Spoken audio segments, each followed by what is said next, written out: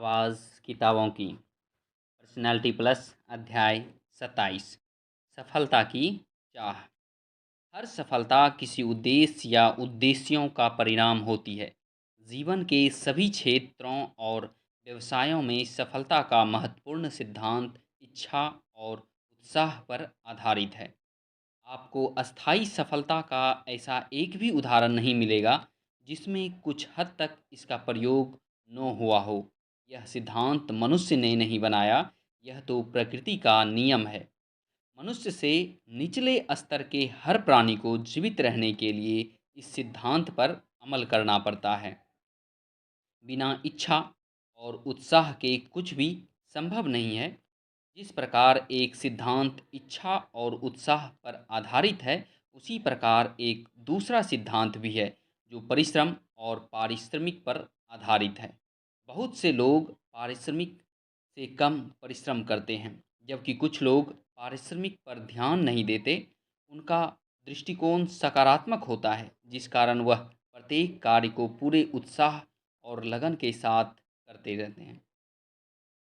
इसमें चाहे परिश्रम कितना ही अधिक क्यों न करना पड़े, ऐसे लोग ही सफलता का आनंद ले पाते हैं और जीवन में बहुत ऊंचाइयों पर जाते हैं। बिना परिश्रम, प्रयास, इच्छा और उत्साह के किसी भी कार्य में सफलता नहीं पाई जा सकती। एक किसान को फसल मिलने से पहले उचित समय पर भूमि साफ करनी पड़ती है, जोतनी पड़ती है, बीज बोना पड़ता है और इन कार्यों से पूर्व उसे कोई पारिश्रमिक नहीं मिलता। यह ध्यान देने वाली बात है कि यदि किसान प्रकृति के नियम के सामंजस्य में अपना कार्य करता है और पर्याप्त परिश्रम करता है, तो फिर प्रकृति आगे का कार्य करती है और बीज को अंकुरित करके फसल में बदल देती है। किसान मक्का का एक बीज बोता है और प्रकृति उसे बदले में सैकड़ों दाने देती है। एक प्रकार बढ़ते हुए लाभ के नियम से किसान को लाभ पहुंचाती है। प्रकृति हर चीज का आवश्यकता से अधिक उत्पादन करती है, किंतु प्रकृति द्वारा इस लाभ को प्राप्त करने के लिए किसान को परिश्रम करना पड़ता है। एक व्यक्ति की यह मान्यता थी कि जंगल के पशु पक्षी बिना परिश्रम किए जीते हैं। इस व्यक्ति की ऐसी सोच सर्वथा गलत है।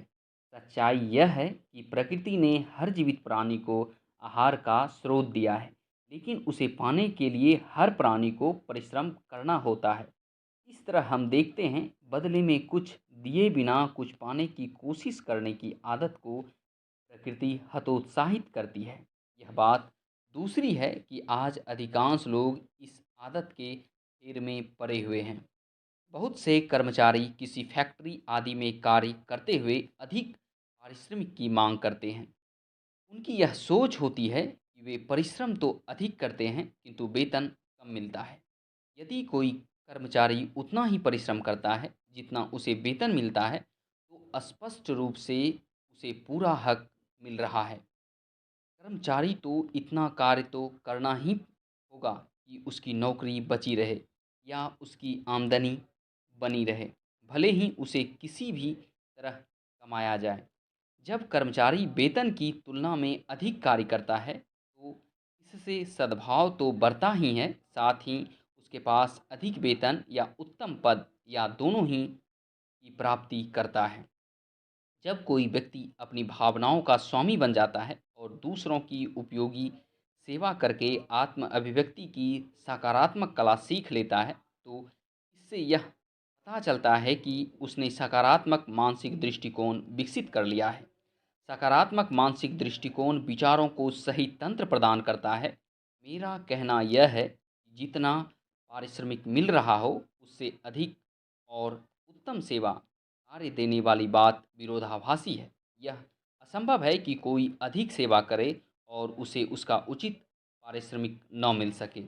यह पारिश्रमिक कई रूपों में मिल सकता है तथा कई स्रोतों से मिल सकता है, जिनमें से कुछ विचित्र और अप्रत्याशित होंगे। पारिश्रमिक चाहे जहाँ से मिले, लेकिन यह बात तय है कि पारिश्रमिक अवश्य मिलेगा। संभव है किसी कर्मचारी को उसका मालिक उसे समुचित पारिश्रमिक न दे, तो भी यह उचित कार्य करने के कारण उसके सामने प्रगति के कई अवसर आएंगे। जिनमें अन्य कंपनियों से अधिक वेतन के प्रस्ताव मिलना सम्मिलित है। वेतनभोगी कर्मचारियों को पारिश्रमिक दो रूपों में मिलता है। एक पारिश्रमिक धन के माध्यम से और दूसरा अनुभव से मिली योग्यता है। दूसरा पारिश्रमिक प्रायः आर्थिक पारिश्रमिक से अधिक बड़ा होता है, क्योंकि योग्यता और अनुभव कर्मचारी की सबसे महत्वपूर्ण संपत्तियां हैं, जिनकी बदौलत उसे प्रमोशन मिलता है, उसका वेतन बढ़ता है और उसे ज़्यादा बड़ी जिम्मेदारियां सौंपी जाती है। इस बात को ध्यान रखिए, कंपनी का मालिक चाहे जितना स्वार्थी और लोभी हो, वह अपने किसी कर्मचारी को अनुभव की इस संपत्ति से वंचित नहीं कर सकता। जो कर्मचारी पारिश्रमिक से अधिक कार्य करता है, उसे सदैव लाभ होता है। उसकी उन्नति के बहुत से द्वार स्वतः खुल जाते हैं। यदि आप किसी कंपनी में कार्य करते हैं, तो जितना पारिश्रमिक आपको मिलता है, उससे अधिक कार्य आप करिए। आपके कार्य का अद्भुत प्रभाव पड़ेगा। इससे अधिक कार्य मालिक को नहीं मिलता है, बल्कि कार्य करने वाले कर्मचारी को इसका लाभ होता है। यह लाभ बदले हुए मानसिक दृष्टिकोण के रूप में मिलता है, जिससे वह अधिक प्रभावशाली, स्वावलंबी और उत्साही बनता है। उसमें भविष्य दृष्टि और निश्चित लक्ष्य के गुण भी विकसित होते हैं, जो उसे एक सफल और सकारात्मक व्यक्तित्व वाला व्यक्ति बनाते हैं। इमर्सन ने यह ठीक ही कहा है कि कार्य करने से शक्ति मिलती है। शक्ति के बिना मनुष्य इस संसार में क्या कर सकता है? लेकिन यह शक्ति ऐसी होनी चाहिए जिसके प्रति लोग आकर्षित हों और व्यक्ति को अपने कई कार्य से कई गुना परिणाम मिले। जो वेतनभोगी है, उन्हें यह बात अच्छी तरह समझ लेनी चाहिए कि कोई भी कर्मचारी, चाहे वह किसी पद पर हो, कम कार्य के बीज बोकर पूरे वेतन की फसल सदैव नहीं काट सकता। एक व्यक्ति ने हेनरी फोर्ड के पास नौकरी के लिए आवेदन भेजा। फोर्ड ने नियमित समय पर उसे बुलाकर उससे उसके अनुभव, उसकी आदतें और कुछ अन्य सामान्य से प्रश्न किए। व्यक्ति ने जो उत्तर दिए, उससे वे संतुष्ट हो गए। फिर उन्होंने पूछा, आपको अपने कार्य के बदले में कितना वेतन चाहिए? इस बात पर वह व्यक्ति बौखला गया और वह कोई भी उत्तर नहीं दे पाया। यह देख फोर्ड ने कहा, अच्छा, हम एक काम करते हैं। आप कल से ही कार्य करना आरंभ कर दें और हमें दिखा दें कि आप क्या कर सकते हैं। हम आपका कार्य देखने के बाद वेतन तय कर लेंगे। फोर्ड की यह बात सुनकर उस व्यक्ति से चुप नहीं रहा गया। वह शीघ्रता से बोला, मैं इस समय जहाँ कार्य कर रहा हूँ, वहाँ मुझे अपने कार्य से अधिक वेतन मिल रहा है। उसने जो कहा वह एकदम सत्य था। इस बात से यह स्पष्ट हो जाता है कि इतने सारे लोग जीवन में आगे क्यों नहीं बढ़ पाते हैं।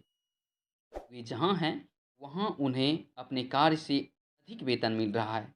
वे यह छोटी सी बात कभी नहीं सीख पाते हैं कि वे अधिक और अच्छा कार्य करके आगे बढ़ सकते हैं।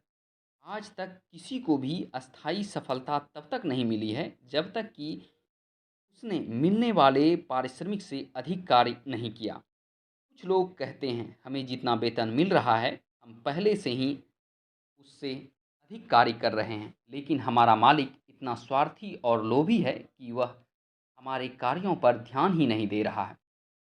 हम सब जानते हैं कि ऐसे लोभी व्यक्ति भी होते हैं जो कम वेतन के बदले में अधिक कार्य चाहते हैं। स्वार्थी मालिक कुम्हार के हाथों में रखे मिट्टी के टुकड़े की तरह होता है। उसका लोभ ही उसे उस कर्मचारी को पुरस्कार देने के लिए प्रेरित करता है, जो मिलने वाले पारिश्रमिक से अधिक कार्य करता है। एक स्वार्थी अथवा लोभी मालिक भी ऐसे कर्मचारी को नहीं खोना चाहता, जो उसके लिए मन लगाकर कार्य करता है।